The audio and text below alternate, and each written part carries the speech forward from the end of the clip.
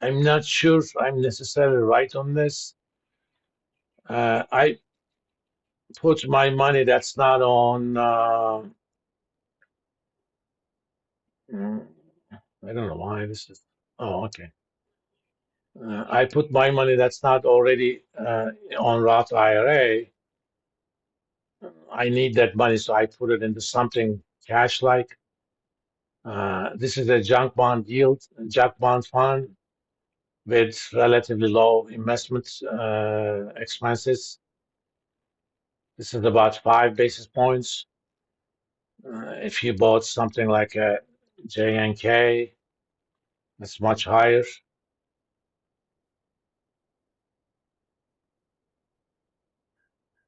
Where is it? That's 40 basis points. There is another one called HYG.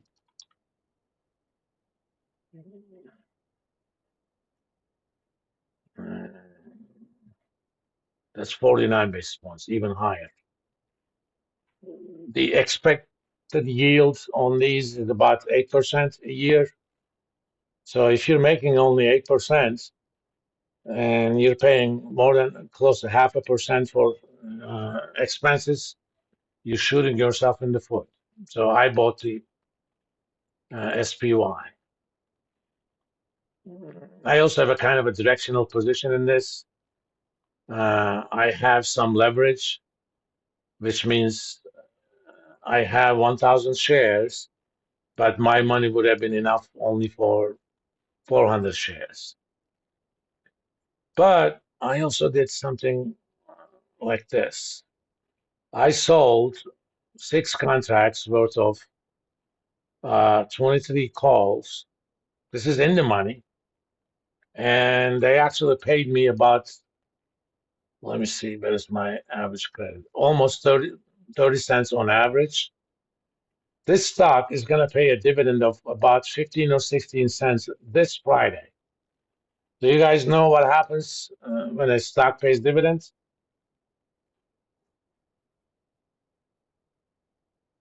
Have you taken investments class? I mean, this is a prerequisite to Finance 420, so that was a rhetorical question. I mean, some of you are taking it concurrently right now, but most of you have taken the investments class, correct? And they did not talk about what happens to the price of a stock when it pays the dividends.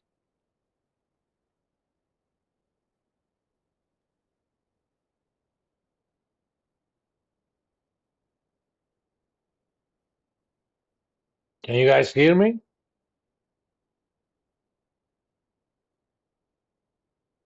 Hello? False, because it trades on an ex-dividend basis. So if nothing happens, the price of this stock is going to go down by 15, 16 cents. So it's going to go down to 23.15. Okay.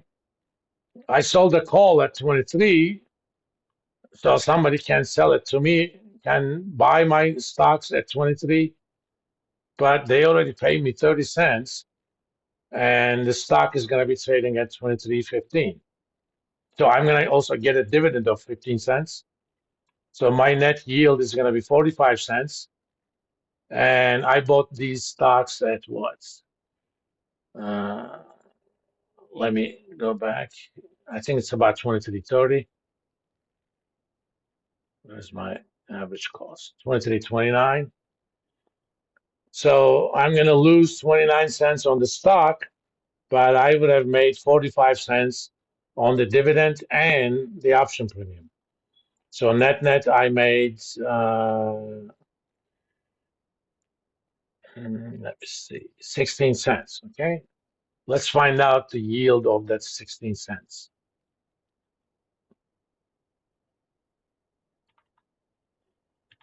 0.16 over an investment of 23.29. That's for pretty much 10 days.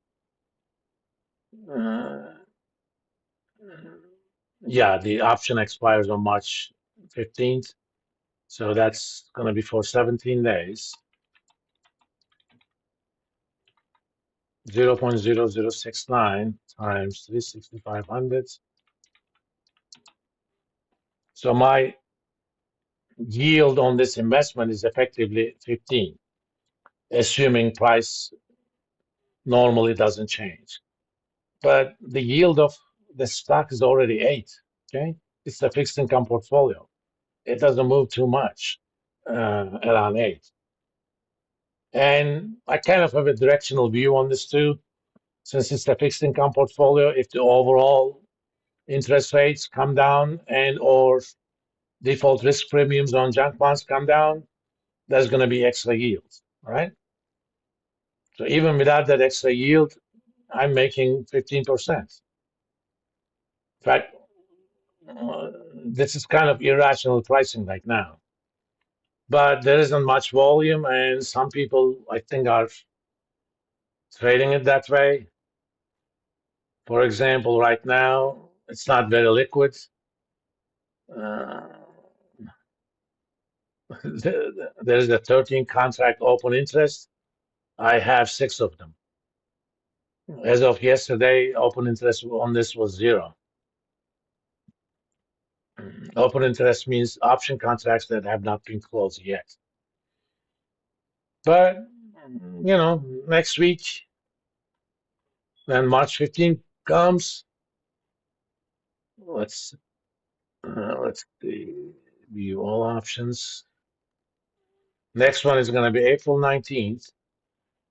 Again, assuming the price is going to stay around here. These kinds of funds, fixed income ETFs, they typically pay a dividend every month. And historically, the last year or so, this stock paid about 15 or 16 cents because they get coupons from their investments. They have to return them to investors as dividends.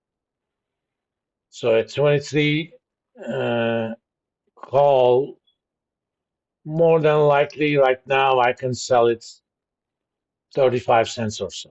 Okay. And right now, there's my, I haven't gone to April 19th. I'm sorry. Yeah. The bid is 30. That means I could probably sell it at 35 to 40. Okay. And I'll probably make some money on that too. So sometimes you get mispricings. Just take care of it. This says the implied volatility is 0. That's not the case, but it's close. I'm going to stop here for today. On Monday, we're going to talk about some more targeted option strategies. Sometimes you believe that market is going to go up, but you don't necessarily want to buy a call option. Let's talk about NVIDIA. It's trading around at, let me see what it is now.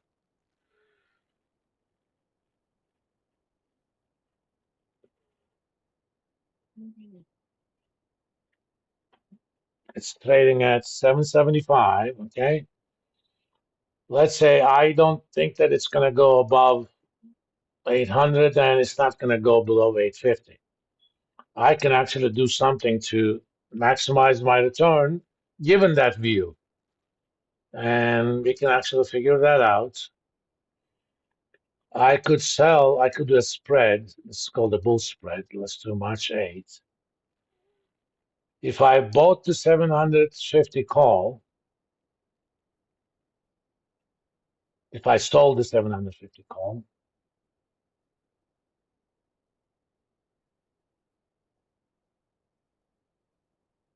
no, I'm going to buy this one because this is lower strike. I would have to pay 35 for that. On the other hand, 800 call trades at 10. So net, I would pay only 25. Okay.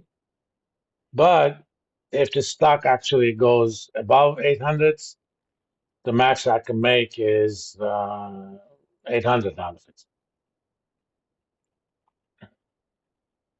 And we'll talk in more detail. All right. So given your view, we can design a strategy that would get you the maximum yield possible if that view is correct. That's the beauty of the options. Any questions you have, guys? I'm going to be grading your homework assignments pretty much this weekend because they are making us do the advising much earlier. Normally, it would have been, after spring break, but now they're doing it before spring break. And once I have that done, I'll be able to grade yours. You will have another homework assignments on these strategies, but I'm going to assign it after you guys come back from the spring break. That won't be an assignment you have to do during the spring break. All right, then I will see you guys Monday.